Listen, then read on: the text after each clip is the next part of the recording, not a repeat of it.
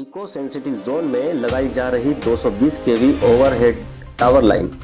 निजी स्प्रंग वायु विद्युत कंपनी की गुंडागिर्दी से किसान त्रस्त। भारत के राजपत्र की अनदेखी वन विभाग की कैसी चूक? आइए बताते हैं आपको पूरी खबर। मध्य प्रदेश वन विभाग ने खरमोर यानी लघु फूलक पक्षी के संरक्षण के लिए खरमोर अभ्यारण्य सरदापुर जलाधार को 4 जून 1983 को अधिसूचित किया था, जिसका कुल क्षेत्रफल 348.12 वर्ग किलोमीटर है।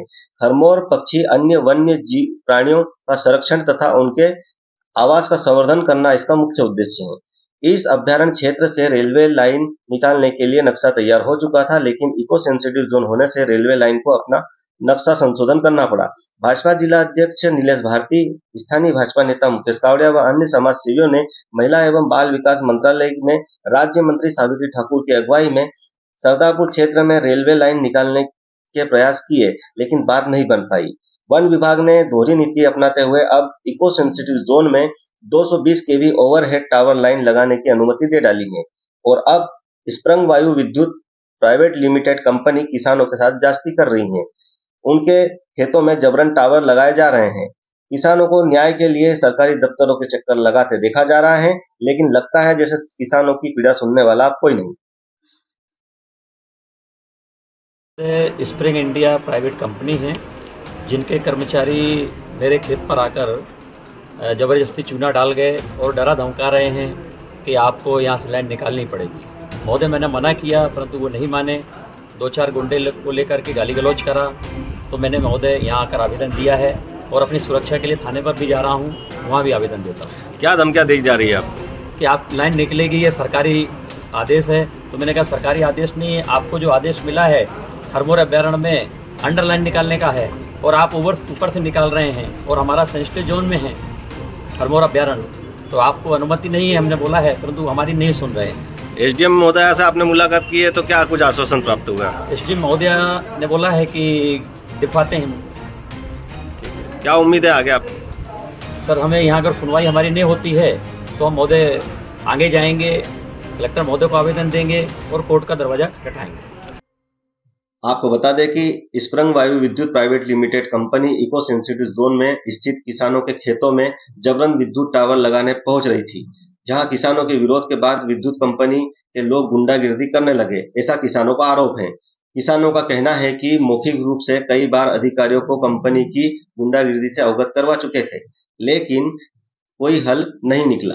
तो सोमवार को सभी किसानों ने अपने शिकायती पत्र के साथ एसडीएम आशा परमार, तहसीलदार मुकेश बामनिया, वन विभाग एसडीओ संतोष रणसोरे, पुलिस थाना राजगढ़ पहुंचे और उसके बाद धार कलेक्टर, जिला पुलिस अधीक्षक एवं वन विभाग धार कार्यालय पहुंचकर अपनी पीड़ा सुनाई।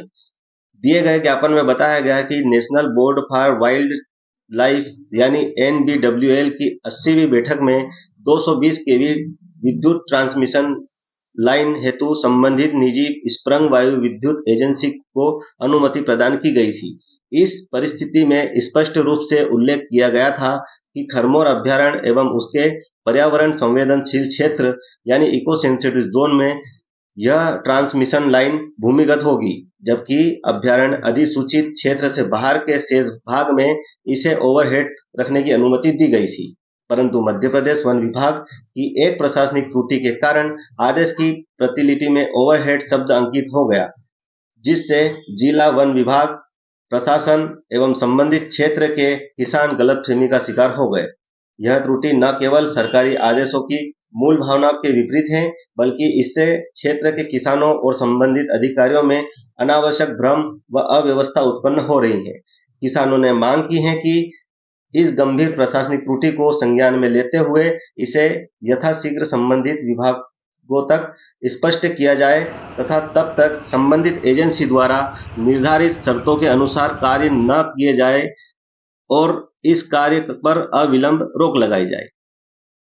मेरा नाम सोहन चोयल है और जो कि पावर ग्रिड के तहत जो लाइनें का निकालने का काम किया जा रहा है स्प्रिंग वायु विद्युत प्राइवेट लिमिटेड की तरफ से, जो पूरी तरीके से अनलीगल है। उनके पास परमिशन जो है वो ओवरहेड अभी निकाल रहे हैं अपने मनमानी तरीके से, जबकि उनके पास परमिशन अंडर हेड की है भूमिगत ले जाने की, जो कि एक 1.5 किलोमीटर का दायरा होता है अमोदिया से लेके NTPS स्कूल तक का। उसमें उन्होंने पूरी तरीके से किसानों पर दबाव बनाया है और जो किसान जिस तरीके से मनमानी करके उनको मनाया गया है उस तरीके से उन्होंने लाइनों का काम चालू किया है अभी और काम अभी चल रहा है और हम इसका पूरी तरीके से विरोध करते हैं।